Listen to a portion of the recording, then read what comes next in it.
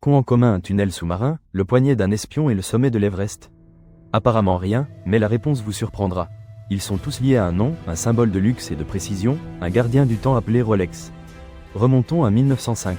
Londres, une ville vibrante et pleine de promesses. Ici, un jeune Bavarois nommé Hans Wilsdorf, âgé d'à peine 24 ans, rêve de quelque chose de plus grand qu'un simple travail de bureau. Il voit l'avenir au poignet des gens, pas dans la poche d'un gilet. Les montres-bracelets étaient considérés comme des ornements féminins, peu fiables et peu pratiques pour les hommes. Wilsdorf avait une autre idée, créer une montre-bracelet précise, robuste et élégante, capable de défier les conventions. Avec son beau-frère, Alfred Davis, il fonde Wilsdorf & Davis, une entreprise dédiée à l'importation de mouvements horlogers suisses et à leur assemblage dans des boîtiers de haute qualité en Angleterre. Mais Wilsdorf ne se contente pas de cela. Il veut un nom facile à retenir, à prononcer dans n'importe quelle langue et qui soit esthétique sur le cadran d'une montre.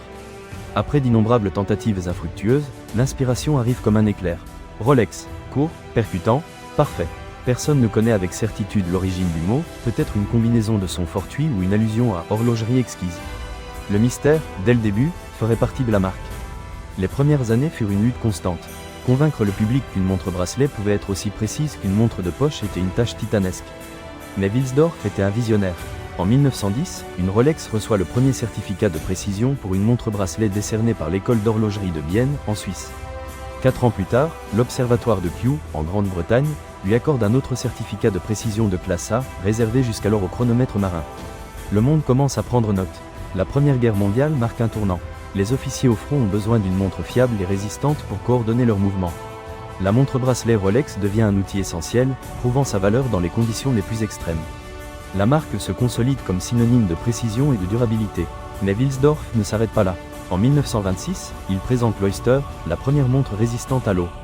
Une innovation révolutionnaire qui catapultera Rolex à la gloire mondiale. Pour prouver son efficacité, Mercedes Glett, une jeune nageuse britannique, traverse la Manche avec une Oyster à son poignet. En arrivant sur la côte française, la montre fonctionnait toujours parfaitement. L'exploit devient un succès médiatique sans précédent, consolidant Rolex comme leader en innovation. Les années suivantes sont d'expansion et de diversification. Rolex sponsorise des expéditions dans l'Himalaya, équipant les alpinistes de montres Oyster Perpetual qui résistent aux conditions extrêmes d'altitude et de température. L'Oyster Perpetual explorée devient une icône, un symbole d'aventure et de dépassement de soi. Dans les années 1950, Rolex lance la Submariner, la première montre de plongée résistante à 100 mètres de profondeur. Elle devient rapidement la préférée des plongeurs professionnels et amateurs. La Submariner, avec son design robuste et sa lisibilité exceptionnelle, devient un symbole de statut et d'aventure. Mais derrière le brillant et le glamour, il y a toujours eu des mystères et des controverses. L'un des mythes les plus persistants entoure la figure de Ian Fleming, le créateur de James Bond. On dit que Fleming, un plongeur passionné et espion pendant la Seconde Guerre mondiale, s'est inspiré de la Rolex Submariner pour créer la montre de son célèbre personnage.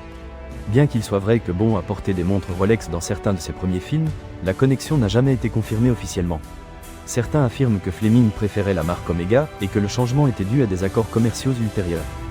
La vérité, comme beaucoup de choses dans le monde de l'espionnage, reste enveloppée de mystères. Une autre rumeur, plus sombre, parle de la supposée obsession de certains dictateurs et leaders corrompus pour les montres Rolex. On dit qu'ils collectionnaient ces symboles de pouvoir et de richesse, les gravant avec leurs initiales ou emblèmes personnels.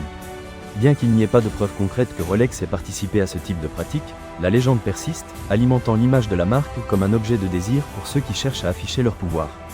Aujourd'hui, Rolex est bien plus qu'une simple montre. C'est un symbole de succès, de précision et de statut.